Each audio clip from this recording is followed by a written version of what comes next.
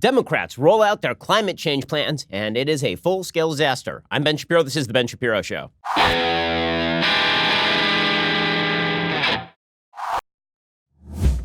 That's right. It is all climate change all the time because last night was the big CNN town hall on climate change. Now, I know you watched. I know you watched with bated breath. I know you, like millions of Americans, tuned in to hear Democrats talk about how they're going to take away your cow and your airplane and your car and how they're going to magically create sources of energy that emerge from the buttocks of a unicorn. I know that you were into every single moment of it. But if you weren't, we're going to recap all of it for you. But we begin with the media focusing disproportionately on a specific narrative with regard to climate change. The narrative is not that there is a solution available because, as we will see, it turns out the solutions to climate change are extraordinarily difficult. They require global cooperation that is extremely unlikely to happen. The fact is that whatever climate change is going to happen is largely baked into the cake already. There's future climate change that theoretically could be prevented by collective action, but collective action is incredibly difficult when you have developing countries that are seeking to better the lives of their citizens, like China or India or Brazil, for example. But what the media have decided to focus on in the absence of solutions is the problem. Right? And this is how you know that people aren't serious about solving a problem. When everybody focuses in on diagnosing the problem and how bad the other guy is, then this means they don't have a solution. There's a guy I'm friendly with named Adam Grant. He teaches over at University of Pennsylvania, Wharton Business School. And he once said to me that if you want to have a useful conversation, start with the solutions. If you want to have a useless conversation, start with the problems. Naturally, most of our politics starts with the problems. Most of our politics is now about, well, I diagnose this as a problem, and then I don't have a solution. But you aren't even diagnosing it properly, and that means you're bad. Well, politics is not the business of diagnosing problems. Politics is the business of providing solutions to those problems. And if you have no solution, then your diagnosis is fairly useless. So what the media have decided to do, what Democrats have decided to do, because the solutions to climate change are not easy, and also they are not really doable in the way that Democrats are talking about, and they inflict enormous pain on the American public the way Democrats are talking about them. Instead, they have an alternative narrative. And the alternative narrative is Republicans are science deniers. They are climate change deniers. Now, you'll notice that isn't an argument for a solution. That is not an actual solution being provided. That is not an answer. That is just, we are superior. We are better because we understand science. And you are a science denier. And so they focused in on the Trump administration with this. Now, Trump does make that easy when he says things like climate change is a Chinese hoax and all of that. Now, I don't believe that climate change is a Chinese hoax. I think that climate change is happening. I think that the majority of climate change is man-caused. The reason I think that is because even people like Roy Spencer, who's frequently quoted on other talk radio programs, who studies this sort of stuff and is considered a climate change skeptic, even he suggests that well over 50% of climate change on planet Earth is at this point human activity caused. And he's what we call a lukewarmer. And the vast majority of people who are quoted by the right, who are credible scientists, are lukewarmers, meaning that they believe that the climate is changing. They don't know quite how much. They are not sure what the sensitivity of the climate is to carbon emissions, but they are not going to deny that the climate has indeed been getting warmer over the course of the last century and a half, and that man-made activities are linked to this. Bjorn Lomborg feels this way, for example. Okay, in a second, we're going to discuss how what the left does is ignore all of that in favor of this narrative that the Republicans just deny science wholesale, and they focus in on the most egregious examples of this to get outraged, to gin up the idea that Republicans are backwards and that they are cave dwellers and all the rest of this. And all of that is really a misdirect. The misdirect from what they are actually proposing as policy, because it turns out their solutions suck. Their solutions are so bad. The Democrats had a long conversation internally about whether they should have a climate change debate. And the DNC was like, no, we're not going to do it. So instead, they went with this town hall. You could see why they didn't want a climate change debate, because every moment of that CNN town hall last night was a Republican attack ad in the making. It's utterly unbelievable. The narrative that the media wished to draw, instead of getting into the actual hard-nosed facts about climate change, is that Republicans deny climate change wholesale, and therefore they are stupid and evil and terrible. And as I say, President Trump tends to play into this because he says things like climate change is a Chinese hoax and all of this. Well, yesterday was another opportunity for the Democrats to smack Trump, and smack them he did. That was because President Trump did this press conference about Hurricane Dorian. And it was a bizarre press conference because he held up an outdated chart of the storm path for Hurricane Dorian, which showed the possibility of Hurricane Dorian hitting the entire state of Florida. And then someone had taken a Sharpie and marked in on the map that Hurricane Dorian could swing into Alabama. And they did this presumably because Trump had said that Hurricane Dorian could swing into Alabama. Well, as it turns out, Hurricane Dorian turned north. It didn't turn west. And therefore, there was really no shot that it was going to enter Alabama, apparently. Instead, it was going to move up the coast into North Carolina. This drove the left up a wall. It was evidence that Trump was denying science and that the White House was tailoring the science in order to fit Trump's weird conception of reality. So the New York Times reported, when President Trump displayed a large map of Hurricane Dorian's path in the Oval Office on Wednesday, it was hard to miss a black line that appeared to have been drawn to extend the storm's possible path into the state of Alabama. That might have been intended to bolster Mr. Trump's claim on Sunday when he tweeted that in addition to Florida, South Carolina, North Carolina, Georgia, and Alabama will most likely be hit much harder than anticipated. Never mind that the Alabama office of the National Weather Service quickly responded to Mr. Trump's original claim by insisting Alabama will not see any impacts from Dorian. We repeat, no impacts from Hurricane Dorian will be felt across Alabama. The system will remain too far east. So, did Mr. Trump, who frequently uses black Sharpie pens to sign legislation, add the mark to justify his unfounded claim about the dangers faced by residents of the Cotton State? Or did someone else in his administration clumsily modify the map so that it would appear to back up the president? There's a full-scale, front page story in the New York Times that somebody took a Sharpie and drew a picture on a map. Really, why? Because they're trying to draw the narrative. And the narrative is that Trump denies science, his team denies science, and that they do silly things in order to please him. I say the black line on the map was drawn to look like the top of the so-called cone of uncertainty that is familiar to weather watchers. The line curved through the southwest corner of Georgia and the southeast corner of Alabama and into the Gulf of Mexico. Asked about the marking on the map, Trump told reporters he didn't know how it got there. I don't know, he said on Wednesday, while insisting that his assertion about the dangers that Alabama faced had been right all along. Okay, why this is a big story is beyond me. It's dumb, it's ridiculous, but it's a big story, and it isn't beyond me. It's pretty obvious. Okay, the reason that this is a big story is because the Democrats and the media, but I repeat myself, are attempting to create the narrative and push the narrative that Republicans deny science. And so this ties directly in to their whole take on global warming. So the big move over the last 24, 48 hours has been Trump needs to leave the White House because he's a climate change denier. Now, denier is, again, a word that has usually been linked when you're talking about denial of something, denial of a set of facts. It's usually been linked to things like Holocaust denier. And so it is really, really overwrought. But that is the language that the left wants to use. It is a moral failing for you to deny that climate change is happening. And then they extend that logic out to, it is a moral failing for you to deny the solutions that we have proposed for climate change. Now, I think that we should look at the best available science, the facts on the ground, and we'll go through those in just a second, and then analyze what the solutions are that are possible.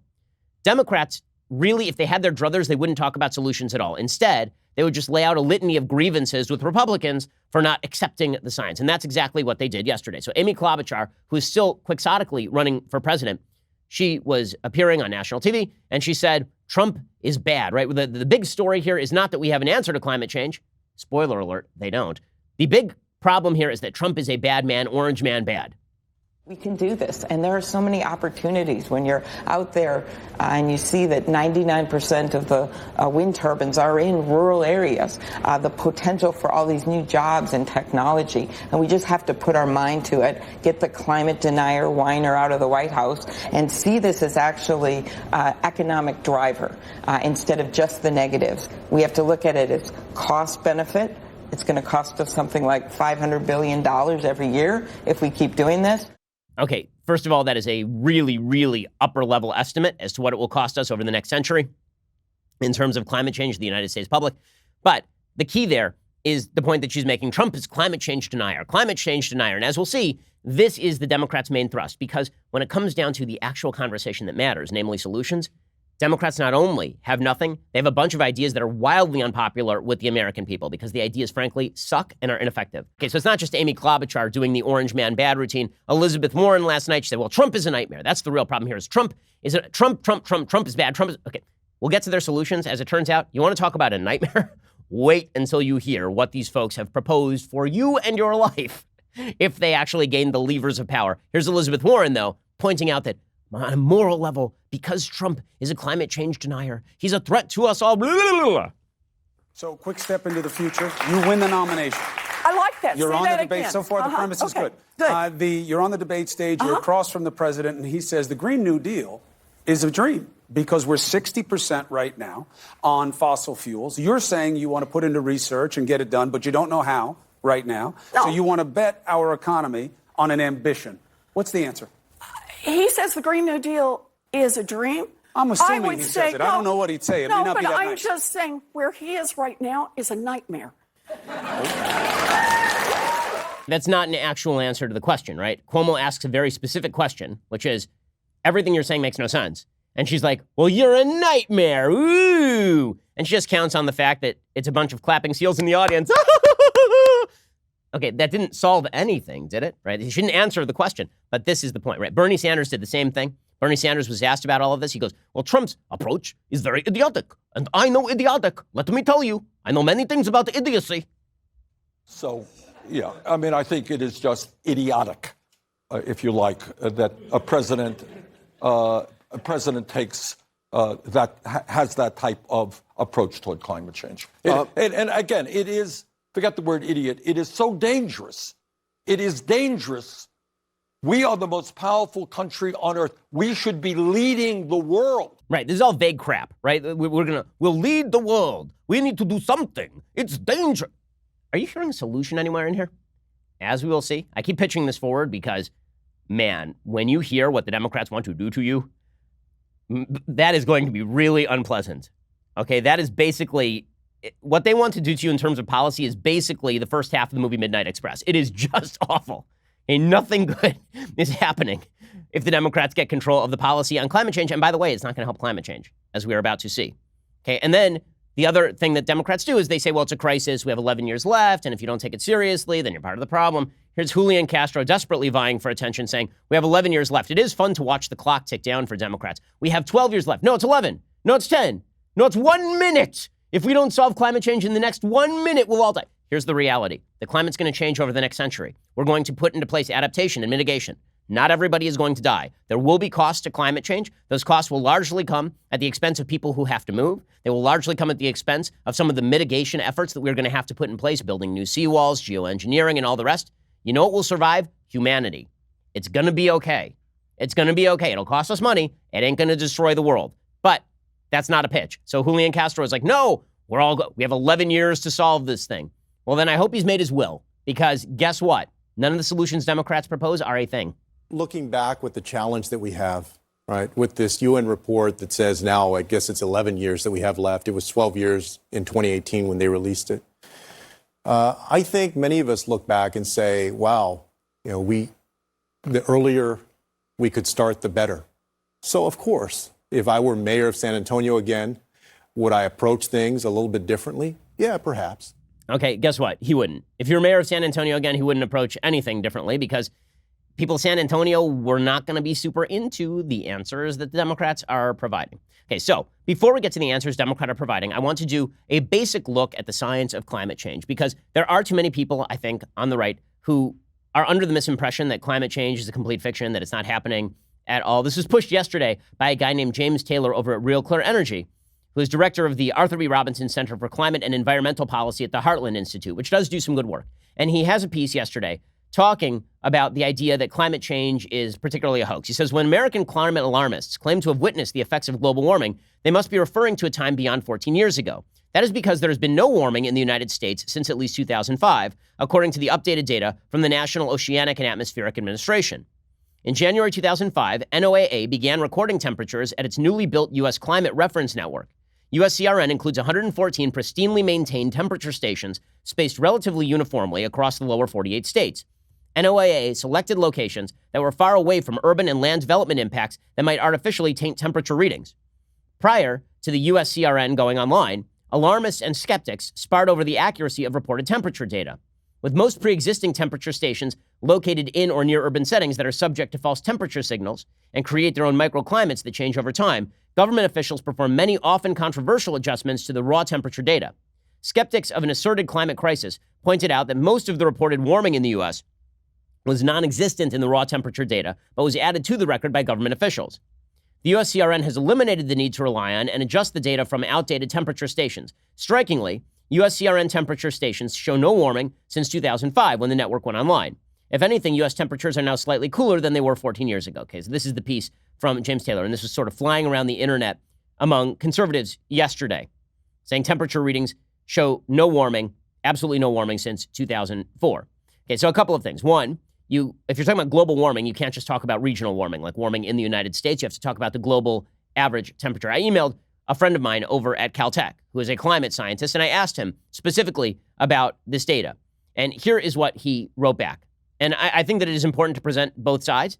And again, this is a highly credible climate scientist at Caltech. He says, this is cherry-picking data. Generally, a decade is too short to see climate trends. Weather varies, and the climate change signals drown in the weather noise on these relatively short timescales. This is the difference between weather and climate. Basically, if you want to look at long-term impacts, you can't look at a 10-year period. You have to look at the course of the last century, for example. He says if you put the same data from the NOAA in a longer context, you can see the clear warming trend in the United States. So here's a chart of the warming trend in the United States since like 1895. Do we have that chart? This would be the December average temperature anomaly, contiguous U.S. There we go. So this is a chart from the NOAA. If you can't see this, what you see is since 1900, there has been an increase in temperature. This is particularly, it warmed for the first half of the century a little bit, and then it sort of maintained a little bit of coolness through the 50s and the 60s, and then it starts climbing pretty radically all the way to 2020, right? So you have to lengthen the time period so you can see better exactly what is going on. He says, even if you want to focus only on recent temperatures from quote unquote good stations, you see an upward trend in minimum temperatures. And then he sent over this chart, which shows the upward trend in minimum temperatures, which, as you can see, is a real thing, right? The temperature is volatile on a year-to-year basis, but you do see a generalized upward trend since 2000. He says the urban heat island effect to which the article makes known is known to be small globally, is small even on scale of continents. It does matter in cities. Obviously, cities tend to be hotter than non-cities. Okay, so climate change is not a myth. It is a thing that is happening. Now, there are serious questions as to how much climate change is going to happen. Right? Climate scientists don't know whether we are going to warm 2 degrees Celsius or 6 degrees Celsius over the course of the next century. That is a very, very large variation, obviously. And there are certain estimates that say we're at the low end. There are certain estimates that say we are at the high end. What the left likes to do is not only take the high end, they then like to take tipping points. They like to suggest that all sorts of horrible things are going to happen that are unforeseeable. That there's going to be a thaw in Antarctica, and a woolly mammoth with the Black Plague is going to be unearthed, and we're all going to die from that. Or there's going to be massive tsunamis that are going to emerge and just wipe major cities from the coastlines. Okay, none of that is predictable, and all of that is based on sheer speculation at this point. So a few things can be true at once. One, human activity is creating climate change. Two, we don't know the sensitivity of the climate to human activity. And three, we are able to mitigate against a lot of those effects. But there's something else that is important to know, and that is that a global solution is not really in the offing. Okay, this is the hard part, and the part that people on the left don't want to acknowledge. That is the solutions to climate change that they are proposing in the United States are not only ineffective, they're counterproductive.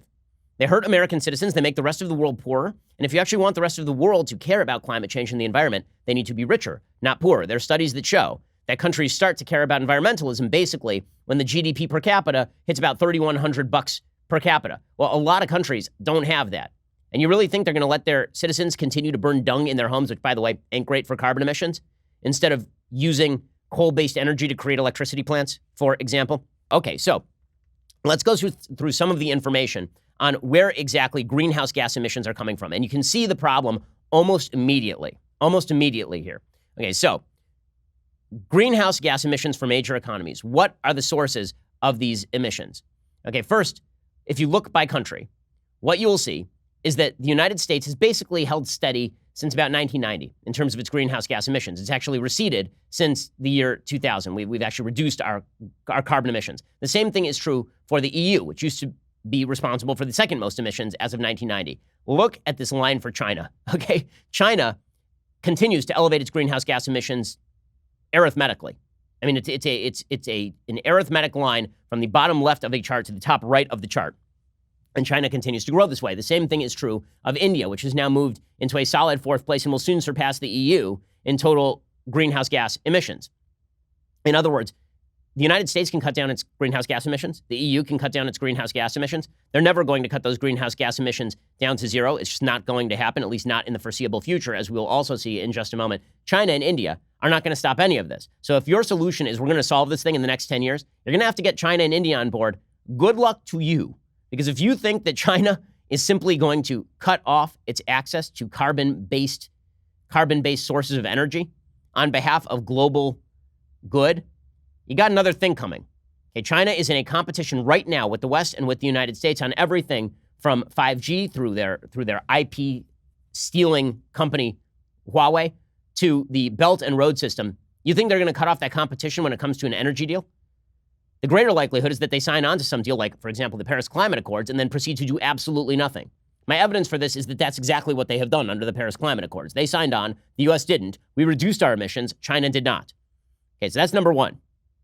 And then we have to look at greenhouse gas intensity, okay, meaning on a per capita level, on a per GDP capita level, who is actually spending the most? Like, are you a poor country that is disproportionately benefiting from carbon-based emissions? As you'll see here, the United States' greenhouse gas intensity, meaning the amount of carbon-based fuel that we are using per dollar of GDP, is actually fairly low. It is places like Russia and China, developing countries, that are spending enormous amounts of carbon emissions based on the GDP per capita that they have. The United States is actually below the world average. So, again, China, Russia, developing countries, this is where the major problem lies in terms of greenhouse gas emissions. And then we have to look at where exactly these emissions are coming from, because there's this weird idea in the West that this is all coming from automobiles and eating meat. No. That's not how this works. If you look at the source of greenhouse gas emissions by sector globally, what you see is that the vast majority of it is coming from the energy sector. The vast majority of it is not coming from automobiles. The vast majority of it is not coming from agriculture. The vast majority of it is coming from the energy sector, meaning electricity and heat, transportation, other fuel combustion, manufacturing and construction. Right? That 72% of all emissions are not coming from, for example, agriculture or land use change in forestry or waste or industrial processes. It's coming from actual energy grids, like people who are trying to live in the world. Okay, which means that if you are looking to cut down on greenhouse gas emissions, then that should be the sector you're targeting. But amazingly, that's not the sector that the left actually wants to target. Mostly, right? They're targeting coal, but they refuse to buy into, for example, nuclear power. This is something Henry Olsen writes about at the Washington Post today. He says 10 Democratic presidential hopefuls gather on Wednesday for a climate town hall in which they will lay out their plans to combat climate change. There are two words few of them, if any, are likely to mention: nuclear power. Voters who take climate change seriously should demand better. Climate change activists tell us that the planet's future is at stake if we don't act now. But nuclear power expansion is notably absent from 3 of the 4 leading Democratic candidates' climate action plans: Warren, Harris, Bernie. So Warren and Harris don't mention it at all. Sanders does mention nuclear power, and he says he will stop construction of all nuclear power plants and place a moratorium on renewing licenses for existing ones. Now, as you will see, this is complete idiocy, because here is a chart of the actual cost. This is the one that we just pulled, guys. The actual chart that shows the capital and other fixed costs of particular sources of energy.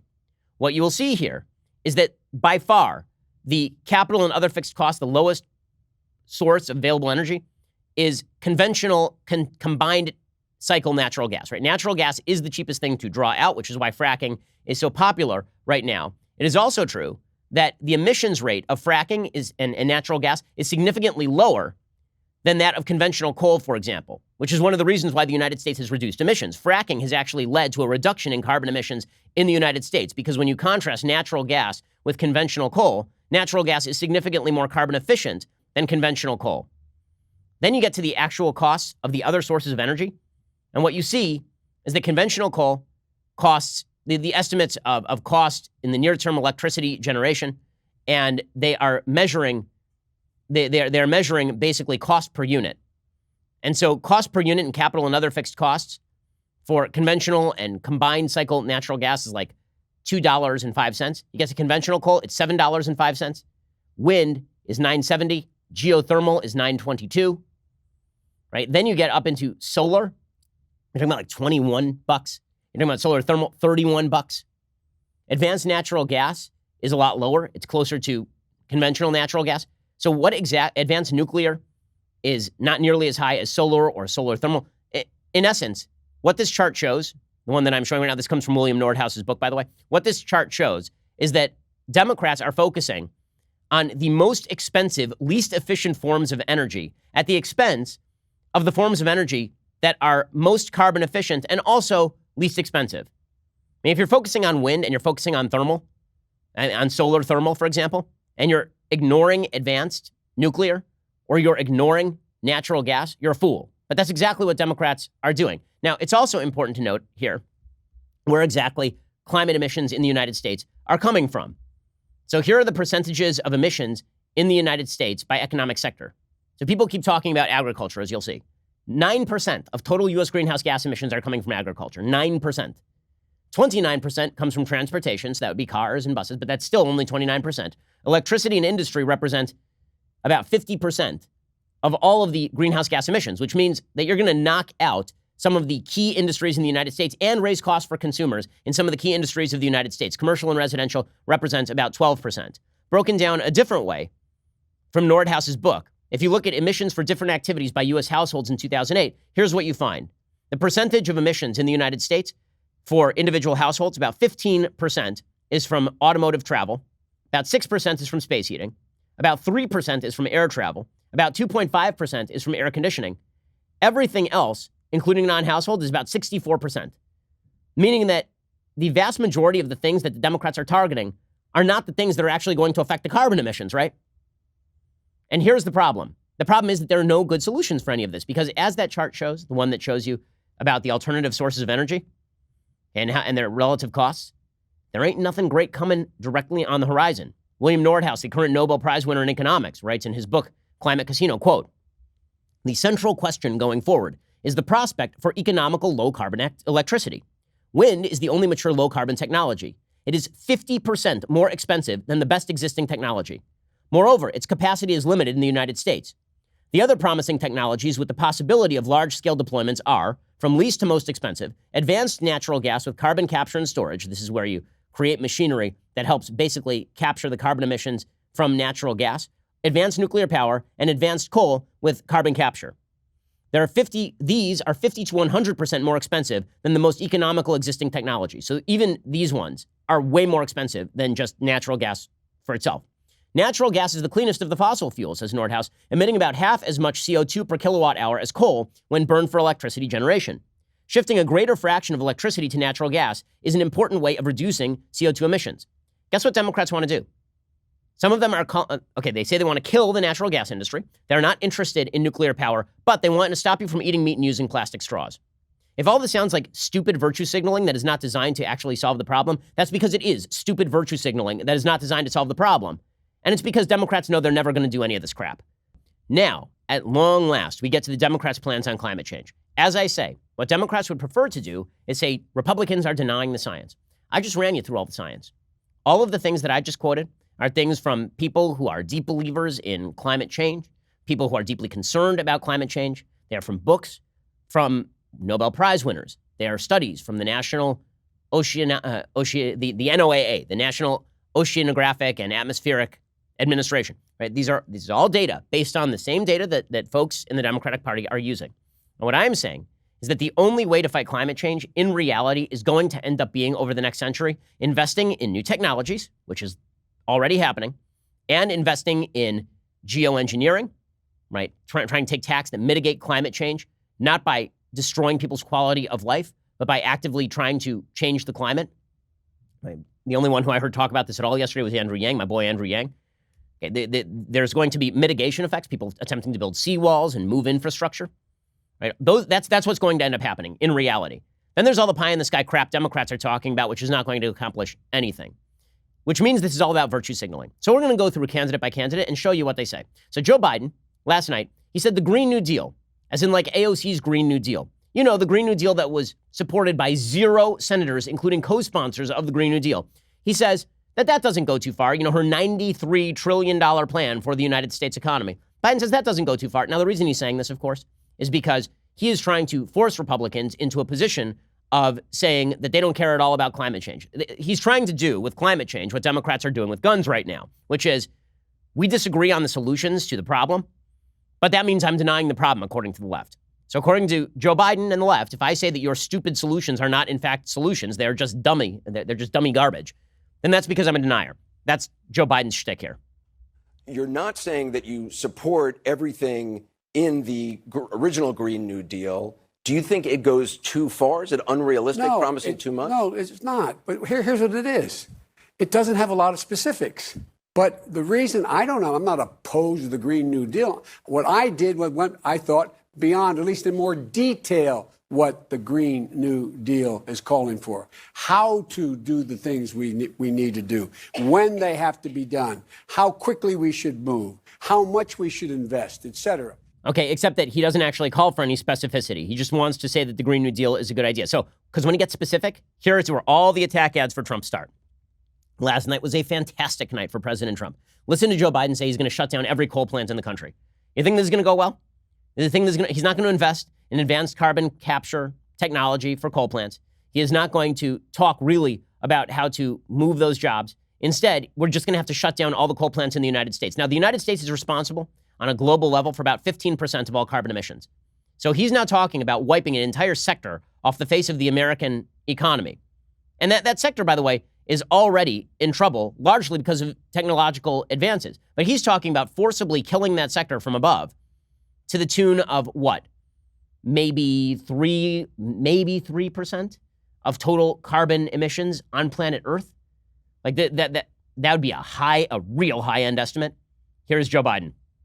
We should set out the rules for what kind of plant, coal burning plants.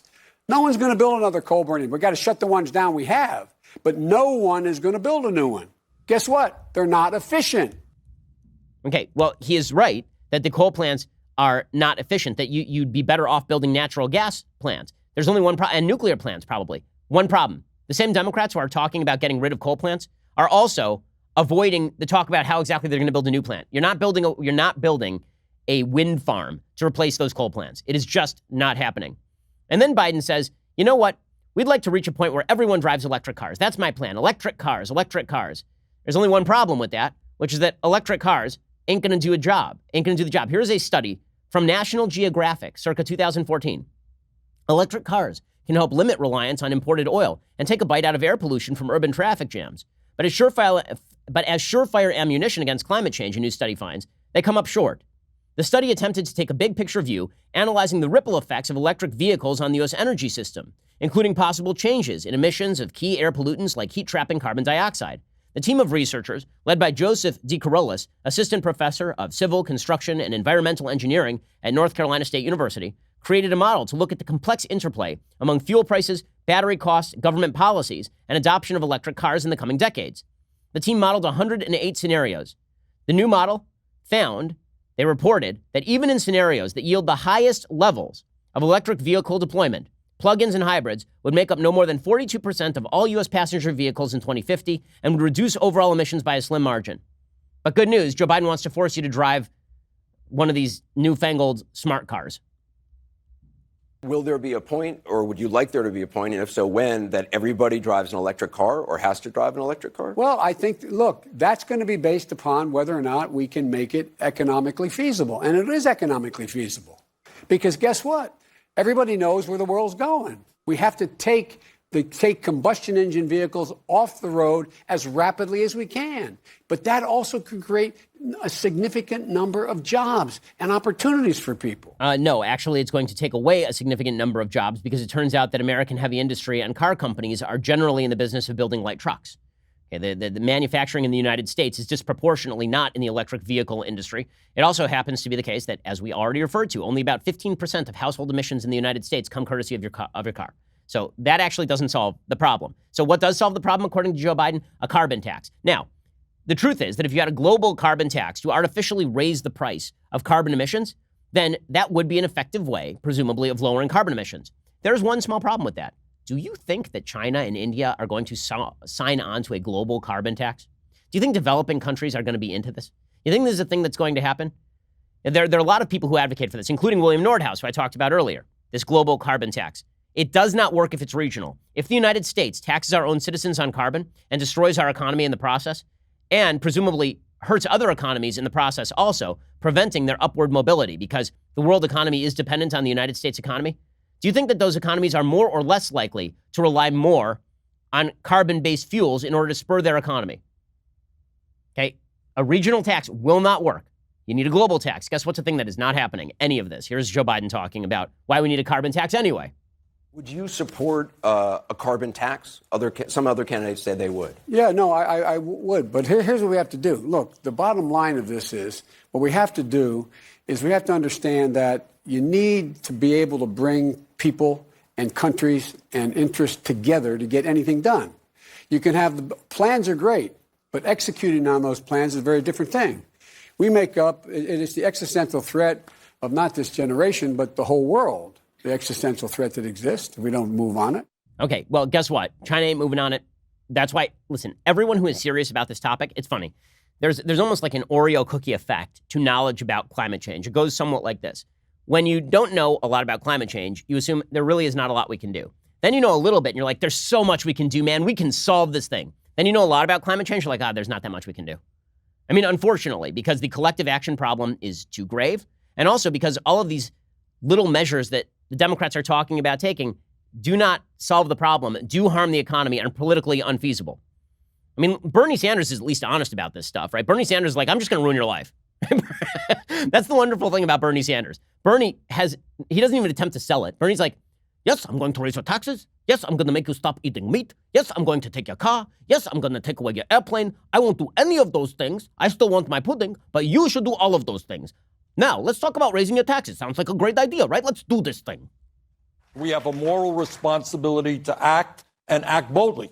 And to do that, yes, it is going to be expensive. And when we do that, you're going to have a lot of taxpayers out there who will be paying more in taxes. You'll have people who are not getting food stamps and so forth. Would you guarantee to the American public tonight that the responsibility for $16.3 trillion, which is a massive amount of money, wouldn't end up on taxpayers' shoulders? Well, it'll end up on some taxpayers' shoulders. If you are in the fossil fuel industry, you're going to be paying more in taxes, that's for sure. Okay, so number one, whenever Elizabeth Warren did the same routine, right? Elizabeth Warren said, the fossil fuel companies are going to pay for this. It'll be the fossil fuel companies, right? Fossil fuel companies want us to talk about straws and cheeseburgers, but really they're the ones who have to pay. Okay, do you think that's not going to get passed on to you, the consumer? In the same way that a tariff gets passed on to you, the consumer. If you tax the fossil fuel industry, you really think they're just going to keep the price the same? Of course not. And that's the part she's not telling you. There are a lot of ways that we try to change our energy consumption and our pollution. And God bless all of those ways. Some of it is with light bulbs, some of it is on straws, some of it, is on cheeseburgers, right? But understand, this is exactly what the fossil fuel industry hopes we're all talking about. 70% of the pollution, of the carbon that we're throwing into the air comes from 3 industries, and we can set our targets and say by 2028, 2030, and 2035, no more. Okay, you can set those targets, and guess what? It ain't going to happen because those costs are going to get passed on to the American consumer. That's the part that she is not telling you about. Now, again, at least you got to appreciate Bernie because he just puts it out there, man. So yesterday, Bernie Sanders was asked about overpopulation, okay, which, again, has not been a problem historically on planet Earth. And there's a lot of Malthusian theory going around for centuries about how we were going to overpopulate the Earth. There'd be mass die-offs. Paul Ehrlich famously wrote a book called The Population Bomb in the late 1960s, suggesting that billions would die of starvation and hunger. Instead, people are living more prosperously than they ever have, and there are almost 8 billion of us on planet Earth. Okay, but nonetheless, this has become a sort of rote point of contention on the left. It's become just a talking point on the left that there are too many people. Bernie Sanders, he just lays it out there. He's like, well, you know what? If we have a problem with carbon emissions, let's just kill all the poor people. They may not be born yet. As long as they're not born yet, we can kill the poor. Once they are born, we guarantee them all sorts of rights. But if they're unborn, then we should probably pay to have them snuffed out in the womb. Boom, they're not the problem anymore. No babies, no carbon emissions, problem solved. Empowering women and educating everyone on the need to curb population growth seems a reasonable campaign to enact. Would you be courageous enough to discuss this issue and make it a key feature of a plan to address climate catastrophe? Well, Martha, the answer is yes. The Mexico City Agreement, which denies American aid to those organizations around the world that allow women to have abortions or even get involved in birth control, to me is totally absurd. So I think, especially in poor countries around the world, where women do not necessarily want to have large numbers of babies, Okay, in poor countries, we should fund abortion so that it helps climate change. That's a hell of a pitch right there. Remember 5 minutes ago when they were saying the pro-life movement is racist, which makes no sense at all? Bernie Sanders is openly stating he wants fewer poor brown babies around the world through abortion to fight climate change. That's not great, Bernie, but he spells it out. That's the one thing people love about Bernie is that dude just lays it right out there. Now, the thing people hate about Kamala Harris is that she is a pander bear, right? Kamala Harris just tries to pander. And so she is going over the top yesterday on the CNN town hall. She's like, yeah, we're going to ban everything, man. We're going to ban fracking. Now, as I just showed you through the charts, the most effective form of lowering carbon emissions in the United States right now is the substitution of natural gas for coal.